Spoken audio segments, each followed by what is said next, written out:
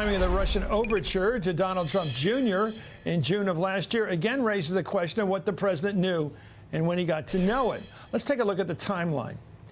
In April of 2016, the DNC discovered that Russian intelligence agencies broke into their computer network to steal their files.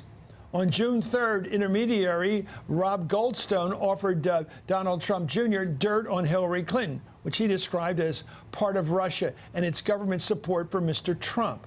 Trump responded, Trump Jr. did, I love it. 4 days later, on June 7th, Donald Trump previewed or teased an upcoming speech on Clinton, Mrs. Clinton, promising to reveal damaging information. Let's watch him. I am going to give a major speech on probably Monday of next week, and we're going to be discussing all of the things that have taken place with the Clintons. I think you're going to find it very informative and very, very interesting. Wow. Well, 2 days later, Trump Jr., Jared Kushner, and Paul Manafort sat down with that Russian lawyer on the promise that she would deliver Russian-sourced dirt on Hillary Clinton. Well, 3 days later, on June 12th, Julian Assange of WikiLeaks announced that he was in possession of emails relating to Hillary Clinton. On June 14th, the Washington Post first reported that Russian intelligence had breached the DNC. Well, we know that now. Then the first Russian-hacked DNC file was released the following day on June 15th. And despite the fact that Kushner, Manafort, and Donald Trump Jr. were told in that email that the Russian government was helping their candidate, the campaign issued this statement. We believe it was the DNC that did the hacking as a way to distract from the many issues facing their deeply flawed candidate. In other words, they just doffed it off. I'm joined right now by David Corn, Washington Bureau Chief for Mother Jones, and of course an MSNBC political analyst, and NBC's Katie Tur, who covered Donald Trump throughout the campaign. Katie, you first, but do you put these things together, and it damn well looks like that Trump got the word from his son and Manafort and the other guy and Jared. I got some hot stuff coming from the Russians. You might as well start teasing it out there. And he began teasing it out there. And yet he was saying, we don't know anything about this thing. The cover-up had already begun. It may look like that, but we still do not know for sure. It's important to point out that Donald Trump's lawyers say that he didn't know about the meeting until a few days ago. But he was in Trump Tower. Well, wouldn't they do that? Wouldn't they normally say? They certainly would, but let's be fair here. Let's say what they've said, but then we'll lay out the circumstances. Donald Trump was in Trump Tower at that time. This meeting happened on the 25th floor. Donald Trump's office was on the 26th floor. This meeting was attended by Paul Manafort, by Jared Kushner, by Don Jr., Donald Trump's most senior advisors, even though two of them were in formal, unofficial roles. Still, it's his closest confidants. I talked to people in the campaign, and there is one faction that says, you know what, Donald Trump, he absolutely would have known about this.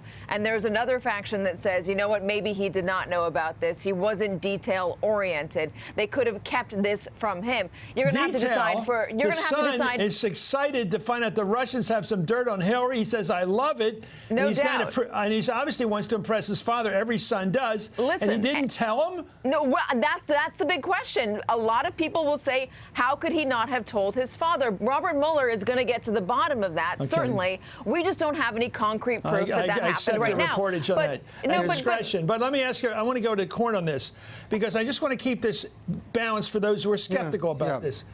If Chelsea Clinton had sat down with a Russian whatever agent of Putin's like this and had this kind of meeting and brought in a bunch of people from the campaign, there's not a single conservative or right-winger in this country that wouldn't believe implicitly, intuitively, she told her mom. Well, there's another. So this idea that somehow Donald Trump was keeping secrets of his success from his father doesn't pass this. Well, there's another factor here, and Katie's right. There's no smoking gun showing that Don Jr. talked to Don Sr. about this, but this all came from Donald Trump's business partner in Russia, the guy who did Miss Universe with him. His only successful venture in Russia, he wanted to do a Trump Tower with him, and it came through Emin, the son, the pop star. I'm told, I've done a lot of reporting on this, that Donald Trump had a very warm relationship with Emin. So it's almost, to me, inconceivable that Donald Trump Jr. wouldn't say that Aris and Emin have been telling me that the Russian government, Putin, wants to help you. And so that's a big, big factor in Okay, this. Katie, here's the tricky part in covering this, and you're doing it, which is Trump's keeping his distance from any possible trouble area, obviously saying, I didn't know, which is always a good answer, I don't know.